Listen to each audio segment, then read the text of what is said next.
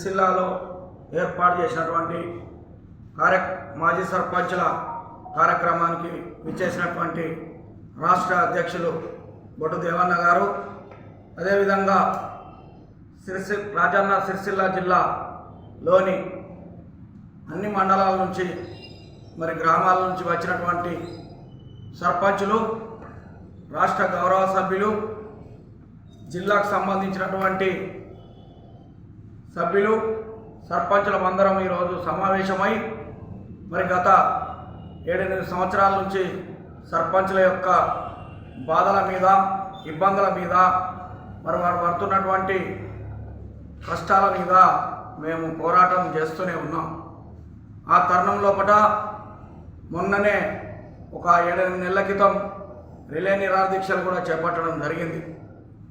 అదేవిధంగా ఏదైతే 2000 BRS alias TRS ప్రభుత్వం వచ్చిందో అప్పటి నుంచి సర్పంచులు చాలా ఇబ్బందులు పడుతున్నారు.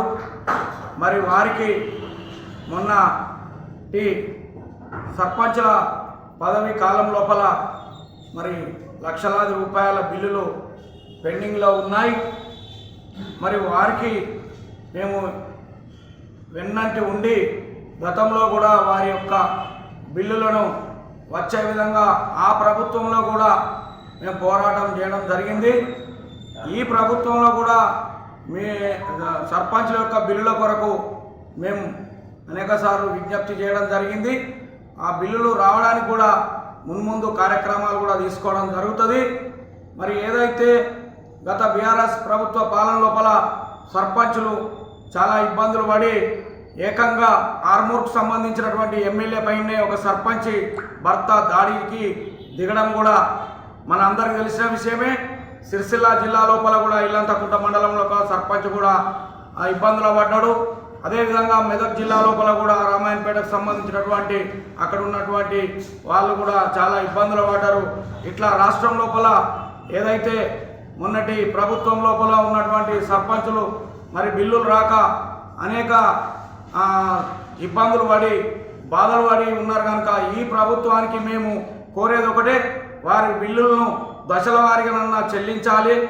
బడ్జెట్ లేనంత మాత్రాన వాటికి పక్కకు పెట్టకుండా వారికి కూడా బిల్లులు అందించే విధంగా మీరు భరోసా ఇవ్వాలని ఈ కాంగ్రెస్ ప్రభుత్వానికి సంబంధించిన ముఖ్యమంత్రి రేవంత్ రెడ్డి గారికి విజ్ఞప్తి చేస్తూ మొన్నటి ఎన్నికల్లో కూడా మేనిఫెస్టోలో పెట్టిన విధంగా ఏదైతే సర్పంచులు, ఎంపీటీసీలు, ఎంపీపీలు, జడ్పీటీసీలు, వార్డు మెంబర్ల కాడికి వెళ్ళి మాజీ సర్పంచులకు ఏదైతే నెలసరి పెన్షన్ విధానాన్ని అమలు చేస్తామని అన్నారో వాటిని కూడా త్వరితగతిన ఇచ్చి మాజీ సర్పంచులు మొన్న దిగిపోయిన వాళ్ళు కూడా మాజీ సర్పంచులు అవుతున్నారు కదా, వీళ్ళందరి యొక్క తీసుకొని లిస్టును తీసుకొని వారికి కూడా పెన్షన్ కల్పించి భరోసా ఇచ్చి వారందరి కుటుంబాలకు అండగా ఉండాలని మేమందరం ఈ మా జిల్లా రాజన్న సర్పంచ్ల జిల్లా అధ్యక్షునిగా మేము ఇక్కడి నుంచి సిరిసిల్ల నుంచి మేము ఆ ప్రభుత్వానికి విజ్ఞప్తి చేస్తున్నాం, ఆవేదన కూడా చెప్తున్నాం. వెంటనే వాటిపైన చర్యలు కనుక్కొని ఏదైతే మేనిఫెస్టోలో ఇచ్చినటువంటి ఆ వాగ్దానాలను కూడా అమలు చేస్తూ మాజీ సర్పంచులందరికీ భరోసా కల్పించాలని ఈ సందర్భంగా కోరుకుంటూ, అదేవిధంగా పెండింగ్లో ఉన్నటువంటి మొన్న దిగిపోయినటువంటి సర్పంచులందరికీ కూడా బిల్లులు ఇచ్చే విధంగా ప్రభుత్వం చర్యలు తీసుకొని వారికి కూడా బిల్లులు అందించాలనేది ఈ 2 విషయాలను మేము ప్రభుత్వానికి విన్నవించుకుంటూ ఈరోజు ఏర్పాటు చేసిన కార్యక్రమంలో మేము చెప్పడం జరుగుతుంది. దాన్ని త్వరితగతిన అందించాలని ప్రభుత్వానికి వేడుకుంటున్నాం. ఎలక్ట్ అయిన సర్పంచులు వారి వారి గ్రామాలలో వారి లక్షలాది రూపాయల పెట్టుబడి పెట్టి అప్పులు తీసుకొచ్చి గ్రామాభివృద్ధి కోసము సర్పంచులు వారు అభివృద్ధి చేయడం జరిగింది.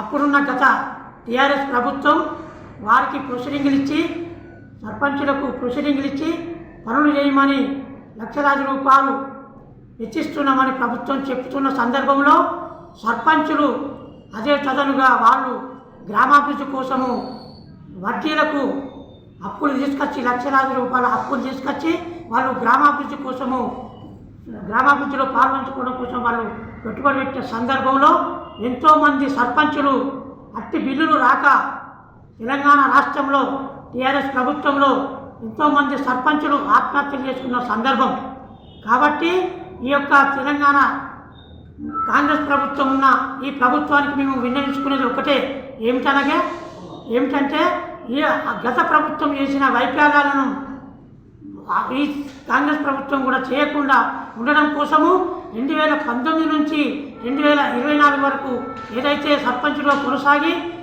అదే గ్రామాభివృద్ధి కోసము లక్షలాది రూపాయలు పెట్టుబడి పెట్టే సందర్భంలో బిల్లు రాకపోవడంతో మనస్తాపానికి గురైన సందర్భంలో ఈ యొక్క తెలంగాణ కాంగ్రెస్ రాష్ట్ర ప్రభుత్వము వారి యొక్క కోరికలను మన్నించి వెంటనే వారికి సంబంధించిన బిల్లులను ఈ యొక్క కాంగ్రెస్ ప్రభుత్వము వెంటనే చెల్లించాలని తెలంగాణ మాజీ సర్పంచుల సంక్షేమ సంఘం ద్వారా మేము ప్రభుత్వాన్ని విన్నవించుకుంటున్నాం.